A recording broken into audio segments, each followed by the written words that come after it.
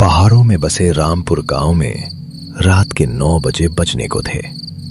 गांव के हर कोने से एक अजीब सी घंटी की आवाज गूंज रही थी।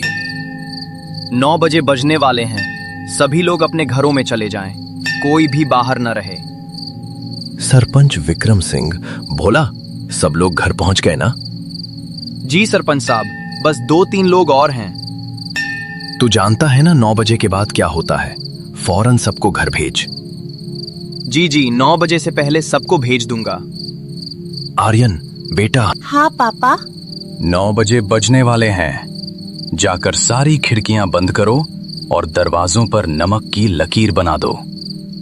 पर पापा, ये नमक की लकीर क्यों बनाते हैं हम रोज? बेटा, ये हमारी सुरक्षा के लिए है। जल्दी जाओ। गांव की दुकान पर। अरे काकी, एक चाय तो बना दे। अरे बावले, 9 बजे बजने वाले हैं, भाग जा यहाँ से। अरे बुढ़िया, ये सब बकवास है, मैं नहीं मानता इन बातों को। तू नहीं मानता तो फिर बता, पिछले महीने राजू कहाँ गया जो 9 बजे के बाद बाहर था? वो शायद शहर चला गया होगा। हाँ, जा अपने घर जा और आज रात नमक की लकीर जरूर बना लेना। पूरे गांव में सन्नाटा छा गया। हर घर की खिड़कियां बंद थीं और दरवाजों पर नमक की सफेद लकीरें चमक रही थीं। आर्यन अपने कमरे में था। उसने सब कुछ किया था, खिड़कियां बंद, नमक की लकीर, पर उसे अभी भी समझ नहीं आ रहा था कि आखिर ये सब क्यों। अचानक खिड़की पर दस्तक हुई। आर्यन की सांसें रुक गईं। भैया खोलो ना, मैं अनिल हूँ, मुझे बहुत डर लग रहा है। आर्यन पहचान गया। अनिल उसका दोस्त था जो पिछले महीने गायब हो गया था। अनिल, तुम कहाँ थे इतने दिन? आर्यन दरवाजे की तरफ बढ़ने लगा, पर तभी उसे अपने पापा की बात याद आई। 1 हफ्ते पहले। बेटा, कभी भी 9 बजे के बाद दरवाजा मत खोलना, चाहे कोई भी हो बाहर, चाहे तुम्हारा सबसे करीबी दोस्त ही क्यों ना हो। पर पापा, अगर कोई सच में मुसीबत में हो तो? बेटा, 9 बजे के बाद जो बाहर है वो इंसान नहीं रहता। अनिल, तुम सुबह आ जाना, अभी मैं दरवाजा नहीं खोल सकता। क्यों भैया, मैं तुम्हारा दोस्त हूँ, तुम मुझ पर भरोसा नहीं करते? नहीं, मतलब सुबह आ जाना प्लीज।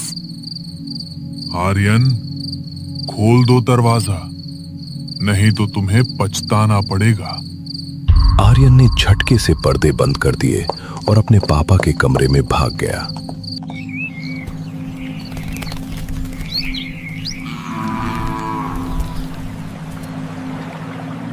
सूरज निकल चुका था। विक्रम सिंह और आर्यन बाहर निकले। पापा, कल रात अनिल आया था। क्या? हाँ पापा, वो मुझसे दरवाजा खोलने को कह रहा था। बेटा, वो अनिल नहीं था। पर उसकी आवाज तो। आओ मेरे साथ, तुम्हें कुछ दिखाना है। दोनों गांव के बाहर एक पुराने कुएं के पास पहुंचे। वो कुआं देखने भर से ही समझ आ जाता था कि वो कितना पुराना और कितना खतरनाक है।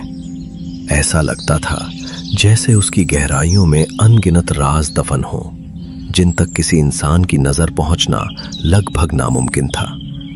उसके अंदर झांकने की कोशिश भर से दिल में एक अजीब सा डर और रहस्य जाग उठता था। ऐसा लगता था मानो अगर कोई सच में उसके भीतर झांक ले तो शायद वो सिर्फ पानी नहीं बल्कि सदियों से छुपे भयानक सच भी देख ले। बेटा, ये कुआं देख रहे हो? हाँ पापा, ये तो बहुत पुराना है। 50 साल पहले इस कुएं में एक बच्चा गिर गया था। उसका नाम था अनिल। क्या? पर मेरा दोस्त? तुम्हारा दोस्त भी अनिल था और वो भी पिछले महीने इसी कुएं के पास गायब हुआ था। मतलब? बेटा, इस गांव में एक श्राप है। 50 साल पहले जब पहला अनिल कुएं में गिरा तो गांव के लोगों ने उसे बचाने की कोशिश नहीं की, क्योंकि वो एक गरीब घर का बच्चा था। उस बच्चे की मां ने मरते वक्त इस गांव को श्राप दिया था। उसने कहा था, जैसे मेरे बेटे को अकेला मरने दिया, वैसे ही हर 50 साल में इस गांव का एक बच्चा उसका साथी बनेगा। और नमक की लकीर? नमक एक पवित्र चीज है।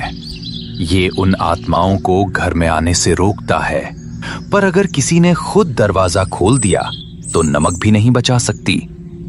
पर पापा, क्या कोई तरीका नहीं है इस श्राप को खत्म करने का? है एक तरीका, पर वो बहुत खतरनाक है। रात 9 बजे बज गए। रमेश अपने घर में बैठा शराब पी रहा था। बकवास है सब, कोई भूत प्रेत नहीं होता। उसने नमक की लकीर बनाई ही नहीं थी। पापा, पापा दरवाजा खोलो। रमेश उठा। ये उसकी बेटी की आवाज थी, जो 10 साल पहले मर चुकी थी। रिया, तुम? हाँ पापा, मैं वापस आ गई। मुझे अंदर आने दो ना। पर तुम तो... मैं जिंदा हूँ पापा, प्लीज दरवाजा खोलो। रमेश, जो शराब में धुत था और अपनी बेटी को देखने के लिए तरस रहा था, दरवाजे की तरफ बढ़ गया। उसी समय विक्रम सिंह का घर। पापा, रमेश अंकल ने आज नमक की लकीर नहीं बनाई। क्या? चलो जल्दी। रमेश के घर के बाहर विक्रम सिंह और आर्यन दौड़ते हुए पहुंचे। रमेश दरवाजा खोलने ही वाला था। रमेश, रुको! पर बहुत देर हो चुकी थी। रमेश ने दरवाजा खोल दिया। सामने कोई नहीं था, बस अंधेरा। रिया, तुम कहाँ हो? यहाँ हूँ पापा, यहाँ। अचानक कई हाथ अंधेरे से निकले और रमेश को अंदर खींच लिया। उसकी चीख पूरे गांव में गूंज गई। दरवाजा धड़ाम से बंद हो गया। विक्रम सिंह और आर्यन घर आ गए, क्योंकि अब वो कुछ नहीं कर सकते थे। विक्रम सिंह ने कुछ सोचा और आर्यन से बोले, आर्यन बेटा, तुम सो जाओ, कल सुबह जल्दी उठना है। आर्यन कुछ पूछने ही वाला था कि विक्रम सिंह अपने कमरे में चले गए। आर्यन भी अपने कमरे में जाकर सो गया। अगली सुबह रमेश का घर पूरी तरह खाली पड़ा था। ऐसा लग रहा था जैसे वहां कई दिनों से कोई सांस तक न ले रहा हो। दरवाजा आधा खुला था। खिड़कियां हवा में धीमे धीमे चरमराती थीं और अंदर हर चीज पर मोटी धूल जमी थी। सबसे डरावनी बात यह थी कि रमेश भी गायब था, बिल्कुल अनिल की तरह। दोनों ऐसे गायब हुए थे जैसे जमीन निगल गई हो या हवा में घुल गए हों, और किसी को नहीं पता था कि उनके साथ आखिर हुआ क्या था। पापा, अब क्या होगा? बेटा, अब हमें वो काम करना होगा जो मैं नहीं करना चाहता था। क्या काम पापा जो हम नहीं करना चाहते? मुझे कुछ समझ नहीं आया। हमें उस कुएं में उतरना ही होगा, चाहे जितना अंधेरा और खतरनाक क्यों न हो। अनिल को बिना शांति दिए हम पीछे नहीं हट सकते। अगर उसकी आत्मा वहीं फंसी है तो हमें उसे मुक्ति दिलानी होगी। शायद उसी में इस रहस्य का असली जवाब छुपा है। उस रात कुएं के पास विक्रम सिंह, आर्यन और कुछ गांव वाले पुराने कुएं के पास चुपचाप खड़े थे। रात के 8:50 बज रहे थे और आसमान बादलों से घिरा था। थोड़ी थोड़ी हवा चल रही थी जो पेड़ों की पत्तियों को इस तरह हिला रही थी जैसे कोई अदृश्य हाथ उन्हें छू रहा हो। कुएं के आसपास घना अंधेरा फैला था और पूरा माहौल एक डरावनी खामोशी ओढ़े हुए था। सबकी नजरें कुएं की गहराई पर टिक गईं, क्योंकि आज कोई रहस्य खुलने वाला था। याद रखना, हमारे पास सिर्फ 10 मिनट हैं। 9 बजे बजने से पहले हमें वापस आना होगा। पापा, मैं आपके साथ चलूंगा। नहीं बेटा, तुम ऊपर रहो। अगर मैं 9 बजे तक वापस ना आऊं तो रस्सी काट देना। कुएं के अंदर विक्रम सिंह धीरे धीरे नीचे उतर रहे थे। कुआं बहुत गहरा था, नीचे सिर्फ अंधेरा था।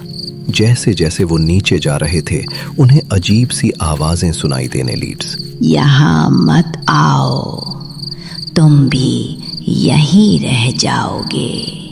पर विक्रम सिंह रुके नहीं। आखिरकार वो कुएं की तली में पहुंच गए। वहां पानी नहीं था, बस एक छोटा सा कंकाल पड़ा था, एक बच्चे का। मुझे माफ करना बेटे, हम सब गुनहगार हैं। नहीं, अब तू नहीं बचेगा। तुझे सच में लगा कि तू इतनी आसानी से यहाँ वापस आ सकता है? कितनों को चेतावनी दी थी, फिर भी 9 बजे के बाद बाहर निकले, और सबका अंजाम तू जानता है। और अब तू भी वही गलती दोहरा रहा है। इतना सब देखने के बाद भी हिम्मत करके इस जगह आने की सोची? क्यों आया? किस लिए? क्या चाहता है? मुझे माफ कर दो। मैं जानता हूं हमने बहुत बड़ा अपराध किया है। इस गांव ने बहुत लोगों को दुख दिया, बहुत आत्माओं को भटकने पर मजबूर किया, लेकिन हम बदल गए हैं। आज हम डरकर नहीं, गलती सुधारने आए हैं। कृपया उन्हें माफ कर दो, वरना ये गांव कभी सांस नहीं ले पाएगा। माफ? इतनी आसानी से?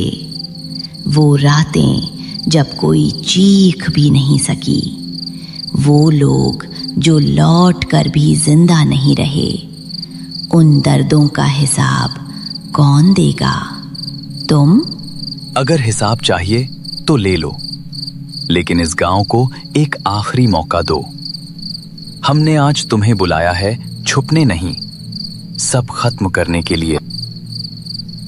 ऊपर 8:58। पापा, सिर्फ 2 मिनट बचे हैं। विक्रम, जल्दी ऊपर आओ। पर कोई जवाब नहीं आया। 8:59। पापा, 1 मिनट, प्लीज ऊपर आ जाओ। तभी रस्सी में हलचल हुई। 9 बजे घंटी बजने लगी। पापा! विक्रम सिंह ऊपर आ गए, बिल्कुल समय पर। उस रात के बाद से गांव में सब कुछ बदल गया। 9 बजे के बाद कोई आवाज नहीं आती थी, कोई दस्तक नहीं होती थी। श्राप टूट गया था। पर एक रात आर्यन अपनी खिड़की से बाहर देख रहा था। तभी उसने दूर से एक छोटे बच्चे को देखा। वो बच्चा मुस्कुरा रहा था और हाथ हिला रहा था। वो पहला अनिल था, पर इस बार वो डरावना नहीं था, वो शांत था। आर्यन ने भी हाथ हिलाया और बच्चा धीरे धीरे अंधेरे में गायब हो गया। कुछ कहानियां खत्म हो जाती हैं, पर कुछ सवाल हमेशा रह जाते हैं। क्या रमेश वापस आया? नहीं। क्या अनिल का दोस्त मिला? नहीं। पर एक बात तय है, कभी कभी हमारे गुनाहों की सजा अगली पीढ़ियों को भुगतनी पड़ती है। और हां, अगर कभी रात को कोई आपके दरवाजे पर दस्तक दे तो पहले देख लेना वो कौन है, क्योंकि कभी कभी जो दिखता है वो होता नहीं है। कुछ दरवाजे बंद ही रहने चाहिए, कुछ सवालों के जवाब नहीं जानने चाहिए, और कुछ आवाजों को कभी जवाब नहीं देना चाहिए।